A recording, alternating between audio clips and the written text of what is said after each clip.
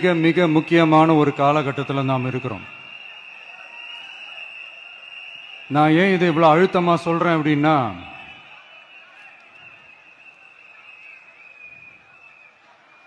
ஏதோ அழுத்தம் இருக்குமோன்னு நினைக்கிறீங்களோ?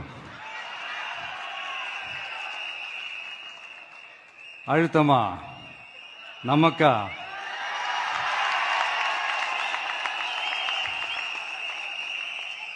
இந்த அழுத்தத்துக்கெல்லாம் அடங்கி போற ஆளா இந்த ஆளு? இந்த மூஞ்சா பார்த்தா அப்படியா தெரியுது உங்களுக்கு?